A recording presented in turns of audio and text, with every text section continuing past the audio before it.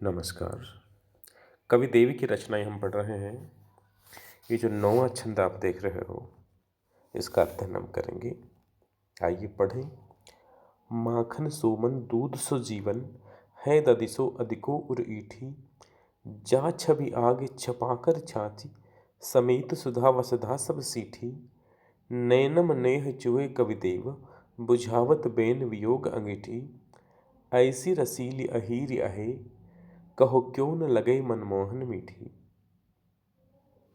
कवि देव की एक रचना है रसविलास, जो उन्होंने भोगी लाल नाम के एक आश्रयदाता के आश्रम में रह के लिखी थी। 8 अध्यायों की रचना है ये, और अध्यायों को विलास नाम दिया गया है। विलास नाम शायद देव को बहुत प्रिय हो रहा होगा, इसलिए उन्होंने पुस्तकों के नाम भी भाव विलास, भवानी विलास, रस विलास। उनकी विषम प्रसिद्ध की एक जाति विलास नाम की उन्होंने पुस्तक लिखी, जिसमें विभिन्न समुदायों की और विभिन्न क्षेत्रों की, जैसे तेलंग क्षेत्र की, इधर मारवाड़ क्षेत्र की, बंगाल की, पंजाब की, विभिन्न क्षेत्रों में रहने वाली महिलाओं का वर्णन किया, और विभिन्न व्यवसायों से जुड़ी जो लोग हैं उनकी स्त्रियों का वर्णन भी किया है। और इस हिसाब से जाति विलास नाम ग्रंथ बना। लेकिन देव ग्रंथावली का संपादन करने वाले लक्ष्मीधर मालवीय जी, जो मदन मोहन मालवीय जी के सुपुत्र हैं, उन लक्ष्मीधर मालवीय जी ने देव ग्रंथावली की भूमिका में सप्रमाण लिखा कि जाति विलास नाम से जो कुछ एक प्रतियां मिलती हैं, उनमें सारे छंद वे ही हैं जो रसविलास में। तो जाति विलास नाम से कोई स्वतंत्र रचना नहीं है, रसविलास के ही चयनित अंश है प्राय प्राय उसमें। और इस जाति विलास नाम से एक नई रचना प्रसिद्ध हो गई देव के विषय में। ये जो छंद है यह भी रसविलास से लिया हुआ है। तीसरे विलास, जो रसविलास का तीसरा विलास है, तीसरा अध्याय है, उसका 18वां छंद है ये। और इसमें एक अहीर स्त्री का वर्णन किया है। कवि देव ने रसविलास में विभिन्न जातियों से, विभिन्न पेशों से, विभिन्न व्यवसायों से जुड़े लोगों की जो महिलाएं हैं उनका अंकन किया है। जैसे हमने अपने पाठ्यक्रम में शामिल एक दूसरा छंद पढ़ा था आरंभ में, आपको याद होगा, गंग तरंगिन बीच बरंगिन ठाड़ करी जफरू उदोती। तो गंगा की तरंगों के बीच में खड़ी होकर जो जप कर रही है ब्राह्मणी, पूजा पाठ जब तो ब्राह्मणों का काम माना जाता रहा, इसलिए ब्राह्मणी का वर्णन किया। तो गंगा के तरंगों के बीच में खड़ी होकर सफ़ेद साड़ी पहने हुए जप करने वाली के रूप में वर्णन किया। यानी कवि देव जिस समुदाय, जिस वर्ग से अपने लिए वर्ण विषय चुनते हैं, तो प्राय प्राय उपमान भी उसी वर्ग से संबंधित चुनने का प्रयास करते हैं। यहाँ अहीर स्त्री का वर्णन, अहीरिन का वर्णन है।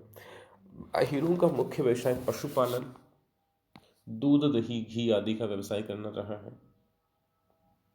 तो कवि ने उपमान भी उसी से संबंधित चुनने का प्रयास किया। माखन सोमन दूध सो जीवन, जीवन न हो के जौवन है। माखन सो मन, कहीं कहीं प्रति मन की जगह तन भी मिलता है। मन को माखन के समान बताया। उस अहीरिन का मन मक्खन की तरह कोमल है। अब मक्खन, तुलसी ने भी उपमान इस्तेमाल किया। संत हृदय नवनीत समाना, कहा कविन पर कहा न जाना। निज परिताप द्रवई नवनीता, परिताप द्रवई सुसंता। कवियों ने संतों के हृदय को नवनीतवत कहा है, नवनीत की तरह कोमल कहा, मक्खन की तरह कहा है। कवि देव भी कह रहे हैं कि अहीरिन का मन है वो माखन की तरह है। माखन सो मन और दूध सो जौवन, मन तो उसका मक्खन की तरह कोमल है, निष्कलुष है, सुकुमार है। उसका जो यहाँ जीवन छपा हुआ, जीवन न होकर के जौवन है। जौवन मतलब यौवन, युवावस्था। दूध सो जौवन, अब यौवन को दूध से उपमित करने का क्या उद्देश्य है? दूध से उज्जवल कुछ नहीं होता। इसका मतलब है कि उस अहीरिन का यौवन निष्कलंक है, निष्कलुष है। एक अर्थ। दूसरा, दूध को जब आंच पे रखा जाता है, आग पे रखा जाता है, तो वो उफड़ने लगता है। उफड़ना वह होता है जो किसी पात्र में समाये नहीं, बाहर छलकने लग जाए। तो अहिरन का यौवन ऐसा है, उसका खान पान इस तरह का है कि उसका रूप सौंदर्य, यौवन जनित रूप सौंदर्य है, वह छलकता हुआ सा प्रतीत होता है। इसलिए यौवन को दूध की उपमा दी है ददिसो अधिको उर ईठी। उर यानी हृदय, हृदय है वो दही की तरह है। अब दही को बिलोया जाता है, बिलोते हैं तो वो दही है वो उमड़ता घुमड़ता है अंदर पात्र के। उसी प्रकार से हृदय में जब भावनाएं उत्पन्न होती हैं, विशेषकर प्रेम की, तो भावनाओं का आलोड़न विलोड़न, भावनाओं का उमड़ना हृदय में होता है।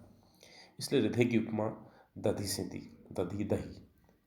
दादिसो अधिको उरीठी, हृदय है वह दही से भी अधिक आकर्षक है।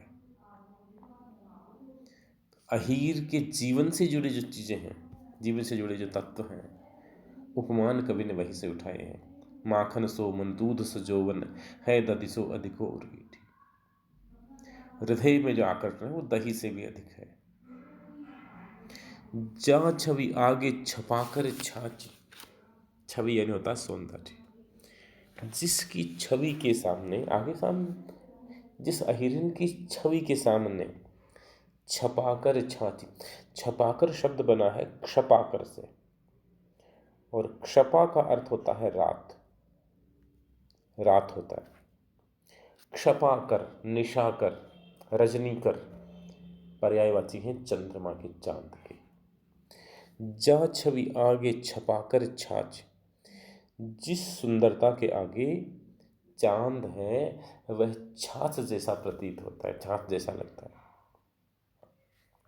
और समेत सुधा, समेत यानी सहित, चंद्रमा सहित सुधा, सुधा यानी अमृत, अमृत का रंग भी सफेद माना गया, उज्जवल माना गया। वसुधा सब सीठी, ये जो सारा आकर्षण है, चाहे वो चंद्रमा का हो, चाहे पृथ्वी का हो, चाहे अमृत का हो, लेकिन उस अहिरन के सौंदर्य के सामने तो वह सब छाछ की तरह निष्प्रभावी हो जाता है। यानी वह चांद से अधिक सुंदर है, वह पृथ्वी से अधिक रूपवती है, उर्वरा हृदय वाली है, और अमृत से अधिक प्रिय है। नैनम नेह चुए कविते, उसके नैनों से नेह चूता है, चूना टपकना।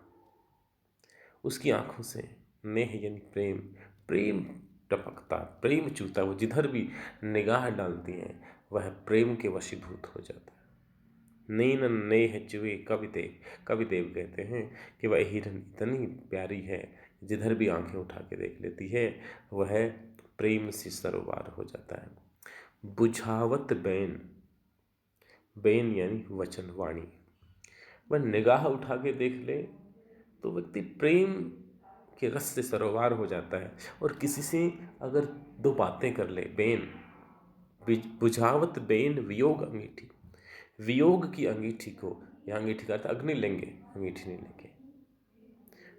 बुझावत बेन वियोग अंगीठी, किसी से हंस की दो बातें कर ले तो उसकी वियोगाग्नि समाप्त हो जाती है, वियोग की आग बुझ जाती है। ऐसी रसीली अहीर अहे आहा, इतनी रसिक जो अहिरन है, वह अहिरन महिला है, कहो क्यों न लगे मनमोहन मीठी। तो बताओ मनमोहन कृष्ण को वह इतनी मीठी क्यों न लगेगी, ऐसी प्यारी क्यों न लगेगी, क्योंकि सचमुच में वह बड़ी प्यारी है, बहुत सुंदर है, बड़ी सुकुमार है। इस प्रकार से अहिरन के रूप सौंदर्य का कवि ने वर्णन किया। और अहीरों के जीवन से जुड़े हुए, उनके जीवन में रसे बसे जो पदार्थ हैं उन्हीं से प्राय प्राय उपमान उठाए। हालांकि चंद्रमा जैसे उपमान, वसुधा और सुधा जैसे उपमान हैं, ये पारंपरिक हैं, लेकिन दूध, दही, मक्खन, छाछ जैसे ये जो उपमान उठाए हैं ये अहीरों के जीवन से जुड़े हैं। ब्रज भाषा का बड़ा सुष्ठु प्रयोग है, श्रृंगार रस है, बड़ा सुंदर छंद है, रसमय छंद है।